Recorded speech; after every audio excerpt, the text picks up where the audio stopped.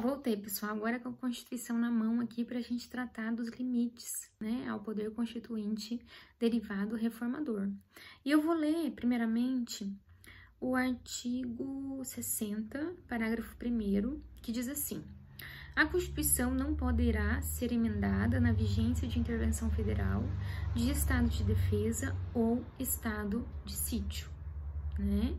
São os chamados limites circunstanciais. Ou seja, são situações especialíssimas, autorizadas pela própria Constituição, estado de defesa, estado de sítio e intervenção federal, que deverão aí ser, né, objeto de decreto pelo presidente da República. Em algumas situações haverá necessidade de ouvir o Congresso Nacional, mas são situações aí especialíssimas, né? Nós tivemos recentemente no Brasil uma situação dessa, quando foi decretada a intervenção federal no Rio de Janeiro, em 2018. Naquele momento não foi possível alterar a Constituição, né? Todas as votações ali relativas às PECs ficaram paradas naquele momento, e as votações só retornaram quando cessou os efeitos do decreto de intervenção federal no Rio de Janeiro, ok? Então, esses são os limites circunstanciais, tá? Estado de defesa e estado de sítio estão previstos também na Constituição como medidas possíveis aí em determinadas situações especialíssimas. Um outro limite que eu quero ler está lá no parágrafo 5º ainda do artigo 60, e diz assim: a matéria constante de proposta de emenda rejeitada ou havida por prejudicada não poderá ser objeto de nova proposta na mesma sessão legislativa. Então, aqui nós temos um limite temporal à alteração da Constituição. Lembrando que sessão legislativa é o ano de trabalho do Congresso Nacional, que vai de 2 de fevereiro, eu anotei aqui, a 17 de julho, e 1º de agosto a 22 de dezembro. O que diz o artigo, né? O que diz o parágrafo? Que se a emenda for rejeitada ou prejudicada, ou seja, primeiramente rejeitada quando a matéria ali, né, foi ali através da votação do número de votos, ela não alcançou o número de votos necessários à sua aprovação, ela foi rejeitada, ou ela foi prejudicada devido a uma determinada circunstância formal, né, não foi possível nem se realizar a votação, aí se diz que ela foi prejudicada, enfim, não foi possível de alguma forma a aprovação ou a votação sobre um determinado conteúdo. Esse conteúdo ele só poderá voltar a ser análise de uma PEC, né, na próxima sessão legislativa, ou seja, no próximo ano. O outro limite é o limite formal, que está estabelecido ali no parágrafo 2º, que diz assim: a proposta será discutida e votada em cada casa do Congresso Nacional em 2 turnos, considerando-se aprovada se obtiverem ambos 3/5 dos votos dos respectivos membros.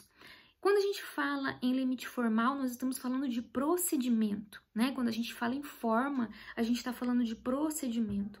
Então, aqui o artigo, o parágrafo, ele estabelece qual é o rito formal, qual é o procedimento para que se altere a Constituição, né? E está muito bem especificado aqui que serão necessários 2 turnos de votação em cada casa do Congresso Nacional, mediante a aprovação de um quórum que é especialíssimo, que é chamado quórum qualificado de 3/5. Então, esse é o limite formal. E por último, nós temos aqui os limites materiais, que são as chamadas cláusulas pétreas, ou seja, cláusulas de pedra, né? Aquele eixo da Constituição que não pode ser alterado. E quais são essas cláusulas? Quais são esses temas? Estão no parágrafo 4º do artigo 60. Aí, os senhores podem acompanhar a leitura comigo.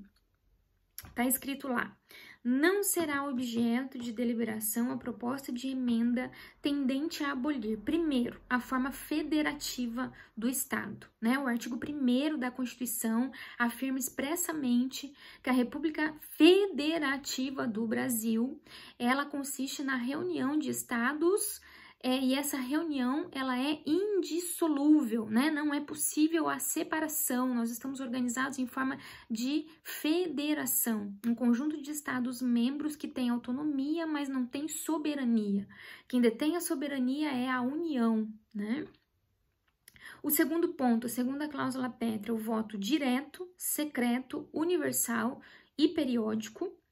Terceira cláusula pétrea, a separação dos poderes, né? A separação dos poderes é um dos pilares do próprio funcionamento da democracia.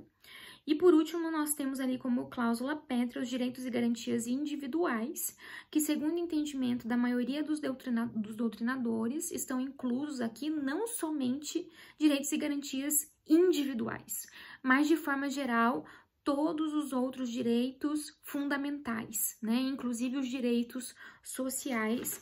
Essas seriam, então, as chamadas cláusulas pétreas. E por último, eu quero pontuar com vocês um pouquinho sobre o poder constituinte difuso. O que é o poder constituinte difuso? O poder constituinte difuso, ele é também chamado de mutação constitucional, que é um fenômeno recente no direito constitucional. É uma situação bastante polemizada pela doutrina e pela jurisprudência. O STF já aplicou, né, a mutação constitucional. Hoje eu passei um texto ali nos slides para vocês lerem um pouquinho sobre a mutação constitucional, mas de uma forma muito resumida, falar em mutação constitucional consiste em falar na possibilidade de se alterar a Constituição sem alterar o conteúdo do artigo, né? O que se altera por meio de mutação constitucional não é o conteúdo, não é a letra do artigo, mas é a interpretação a respeito daquele determinado artigo. Quando a gente fala na emenda, né, na alteração da Constituição através de emenda constitucional, a emenda constitucional ela pode consistir, uma PEC, ela pode implicar, por exemplo, na alteração de um artigo inteiro, ela pode implicar na retirada de uma palavra, na inclusão de uma palavra, no acréscimo de um artigo à Constituição, na retirada de um artigo da Constituição, ou seja, há um movimento, há uma alteração na estrutura do texto. Na mutação constitucional isso não acontece. Na mutação constitucional acontece somente o que? Uma alteração com relação à interpretação da Constituição. Na próxima aula a gente vai falar um pouquinho mais sobre mutação da Constituição. Eu quero que primeiramente vocês leiam o texto ali que eu compartilhei. E agora eu quero falar um pouquinho com vocês sobre os nossos trabalhos, né? Eu vou encaminhar os vídeos primeiramente, hoje à noite, e vou encaminhar também ali num documento em Word as orientações sobre os trabalhos que os senhores deverão fazer para a validação da nota, tá? Eu vou colocar ali várias instruções. O primeiro trabalho vai ser ali um conjunto de várias questões para auxiliá-los aí na revisão da matéria também. O segundo trabalho também será bastante semelhante ao primeiro.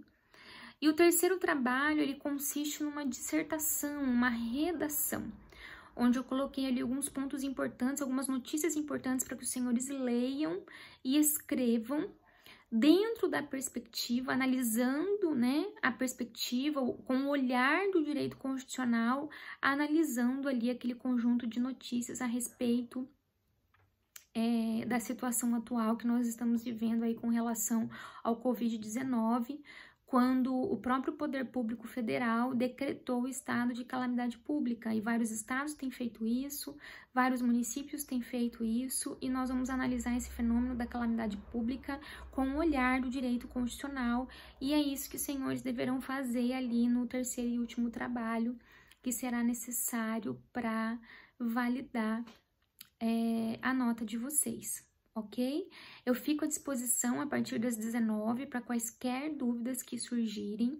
Na semana que vem a gente vai ter o nosso Meet, né? O nosso Meet através do Google Meet.